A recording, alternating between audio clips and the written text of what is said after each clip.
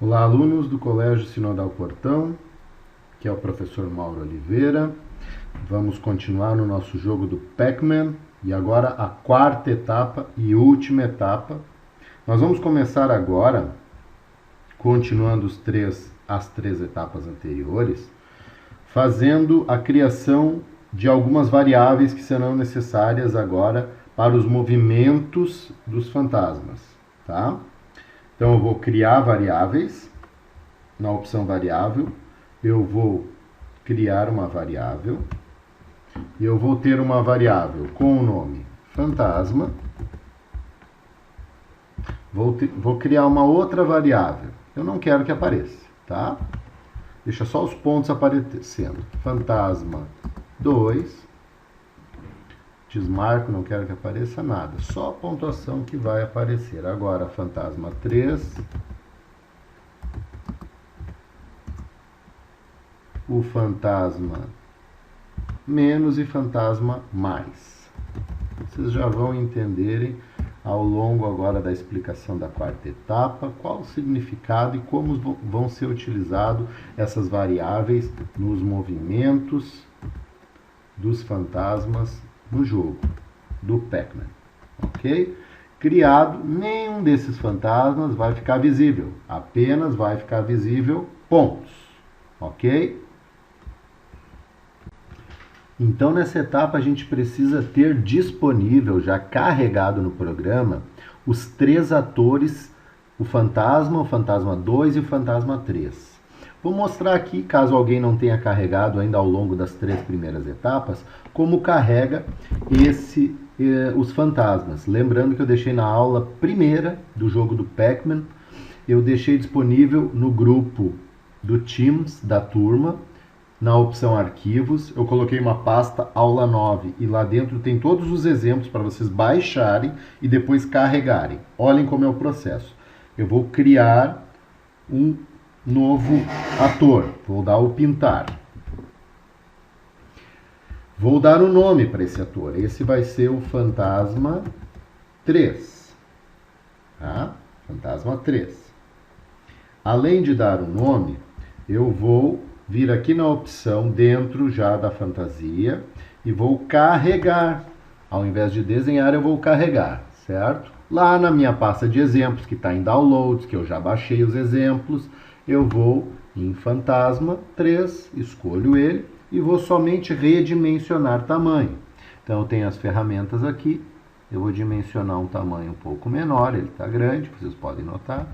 Eu diminuo e movo, olha, ele tem um centro. Esse centro tem que ficar no centro do palco também. O centro do objeto em cima do centro do palco, tá? À medida que vocês regulam, vocês vão vendo se ele está mais ou menos de acordo com os outros, para eles ficarem mais ou menos do mesmo tamanho. Não precisa ser assim tão preciso. Ah, a propósito, ó, deixei um tamanho aqui. Eu venho aqui, eu posso diminuir um pouquinho o tamanho dele aqui também, 70%. Aumentar um pouquinho esse. Aumentar aqui dentro. Posso aumentar aqui dentro ou posso aumentar lá fora. Ó, vamos colocar um do lado do outro. Ainda pode diminuir um pouquinho comparado com os outros, para a gente deixar mais ou menos próximos, certo? Lembrando que eu tenho esse centro aqui para posicionar. Ok, os três fantasminhas aí, criado os três fantasmas. Ó, não pode ter fantasia dentro, gente, vazia. Eu tenho só uma fantasia, ele não troca de fantasia, é uma fantasia dentro de cada um deles. Ó, o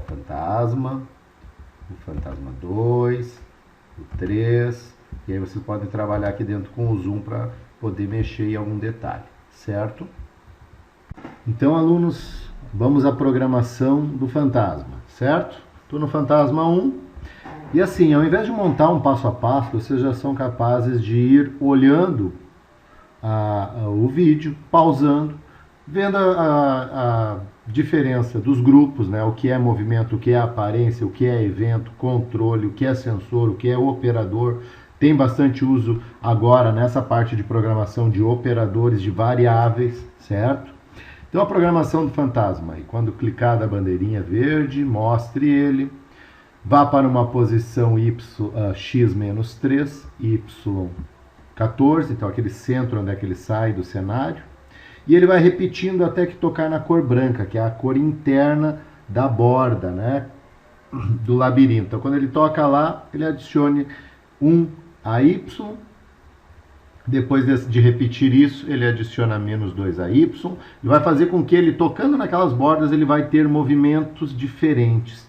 Essa causa, a programação vai causar a ele aqueles movimentos involuntários, onde ele não para nunca de se mover por dentro do cenário, né?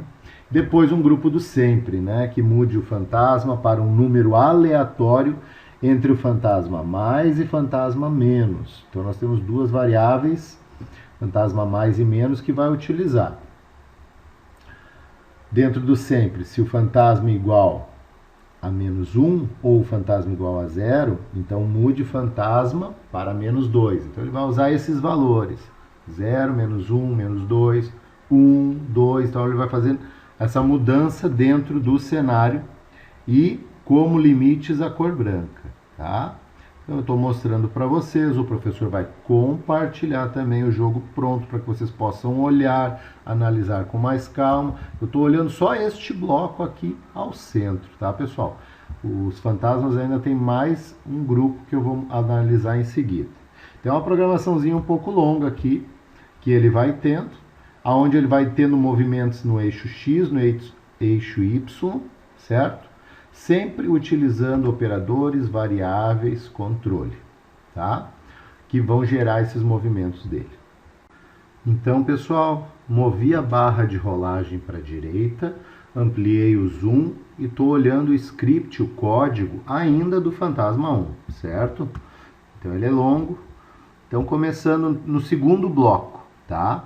Analisamos antes o primeiro bloco. O segundo bloco vai ter a ver diretamente com as variáveis. Ó, mostra a variável pontos, que ela vai ficar exibindo a pontuação. Lembrando, no meu exemplo, eu tenho 90 objetos verdes que são capturados. Cada objeto gera um ponto. Ao chegar no total dos 90, ele finaliza trocando de cenário, dizendo que venceu. Se tocar nos fantasmas, um dos 3 fantasmas, ele perde.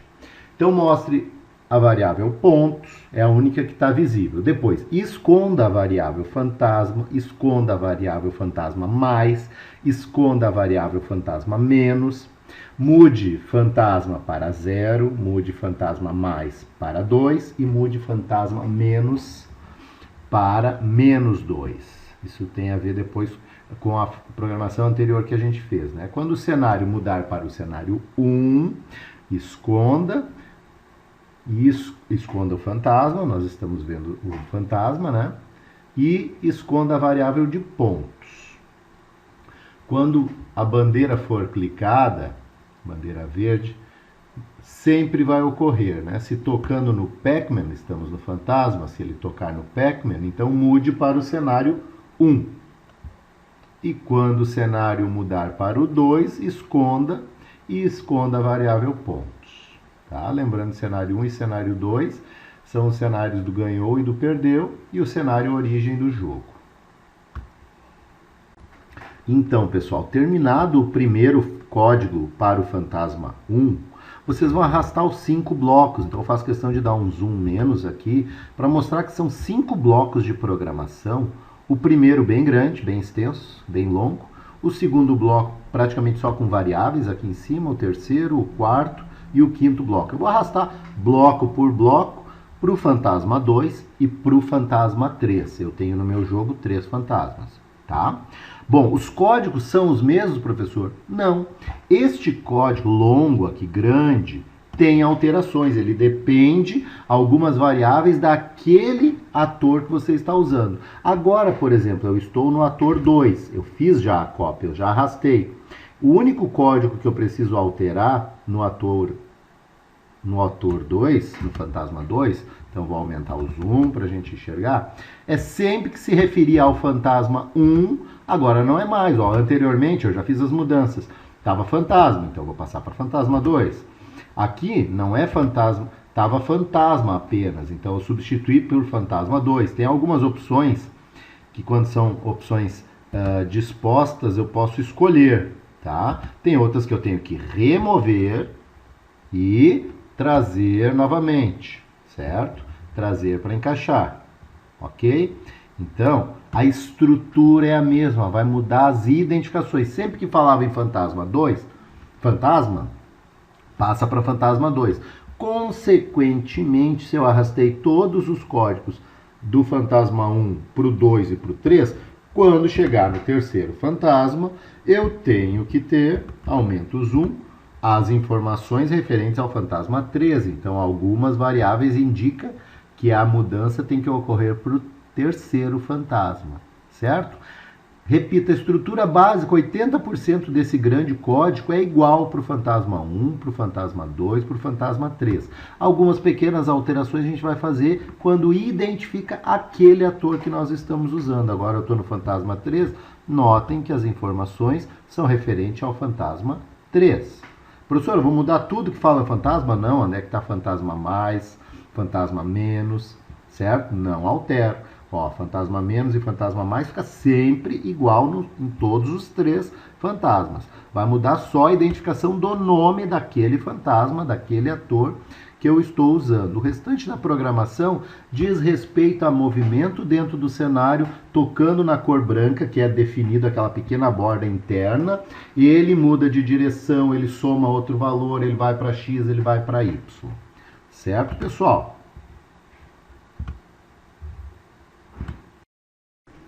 Então, alunos,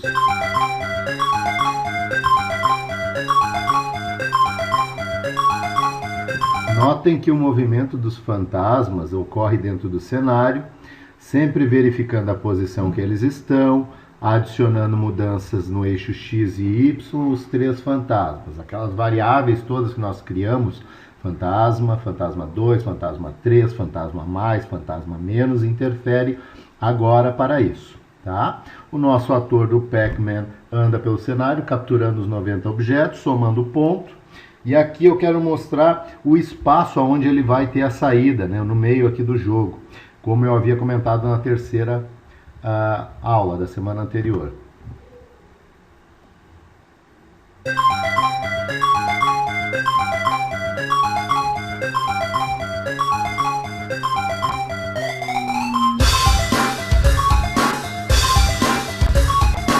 Aqui, pessoal, viram que ele sai do outro lado, né?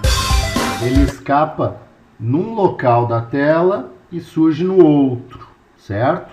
Então é a programação que tem dentro do Pac-Man. Eu vou deixar para vocês o jogo completo, o compartilhamento no Scratch da web do jogo completo, aonde tem toda a programação, os cenários, todos os atores, a programação de cada ator, do cenário, para vocês olharem, poderem comparar com o de vocês.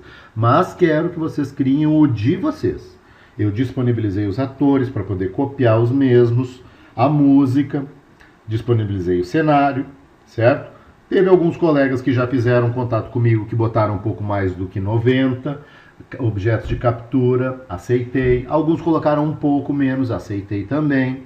Mas eu quero os três fantasmas, os objetos de captura, não menos do que 70 objetos, certo? E não mais do que 100 também. Vamos colocar um limite entre 70 e 100. Eu usei 90, é uma boa sugestão. O ator do Pac-Man com as duas fantasias, certo? Ele com a boca fechada, a boquinha aberta, aquele ponto vermelho aparecendo na frente para ele ir capturando. Ok, pessoal? Compartilhe o jogo completo nesse vídeo. Ao longo da semana, no turno da tarde, vocês podem me chamar no chat do Teams. Ajudo vocês. Aqueles que tiverem muita dificuldade, a gente marca uma videochamada e vamos procurar entregar esse trabalho pronto até sexta-feira desta semana. Um abraço do professor Mauro. Bom trabalho, vamos se dedicar.